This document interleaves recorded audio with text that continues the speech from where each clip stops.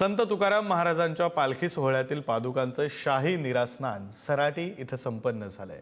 पुणे आणि सोलापूर जिल्ह्याच्या सीमेवर नीरा नदीच्या काठी हा सोहळा मोठ्या भक्तिभावानं पार पडला।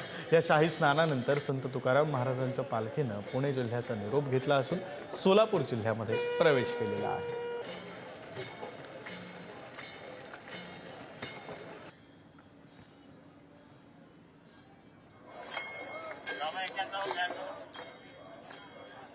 जगद्गुरु संत तुकाराम महाराजांच्या पालखी सोहळ्यातील पादुकांचं मानाचं शाही स्नान नीरा नदीमध्ये संपन्न झालंय। या ठिकाणचं दृश्य आपण पाहू शकतो।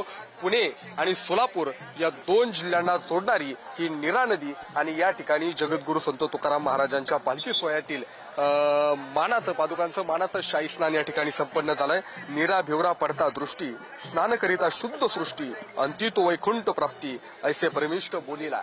आज भक्तिभाव या सगळ्यांचा वारकऱ्यांचा आपल्याला पाहायला मिळतोय। या ठिकाणचं दृश्य आपण पाहू शकतोय। सगळ्यात पहिल्यांदा पादुकांचं या ठिकाणी आगमन झालंय आणि त्यानंतर विधिवत पूजा करून गुलाब फुलांचा वर्षाव करून टाळ मृदुंगाच्या गजरात ज्ञानोबा माऊलीच्या गजरामध्ये या ठिकाणी हा सगळा नीरा स्नान संपन्न सोहळा या ठिकाणी संपन्न झालाय। पादुकांचा शाही स्नान सोहळा या ठिकाणी संपन्न झालाय। या दृश्यांच्या माध्यमातून आपण पाहू शकतो ही नीरा नदी पुणे आणि सोलापूरला जोडणारी नदी आहे। संत ज्ञानेश्वर महाराजांच्या पालखी सोहळ्यामध्ये सुद्धा पुणे आणि सातारा या दोन जिल्ह्यांच्या सीमेवर याच नीरेच्या पवित्र पाण्यामध्ये पादुकांना शाही स्नान सोहळा त्या ठिकाणी संपन्न झाला होता। या ठिकाणी जगद्गुरु संत तुकाराम महाराजांच्या पादुकांचा शाही स्नान सोहळा या ठिकाणी संपन्न होतोय। हे दृश्य आपण पाहतोय।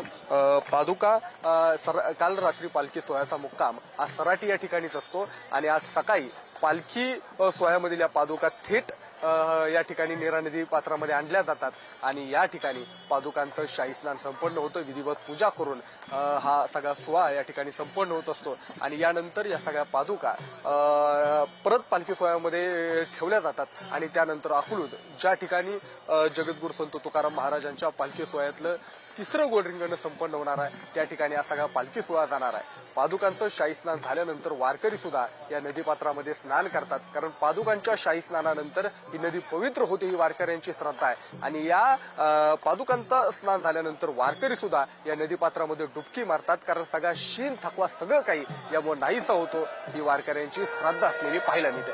कॅमेरा पर्सन सतीश कदम यांच्यासह दिलीप जगताप, पुढारी न्यूज, सराटी।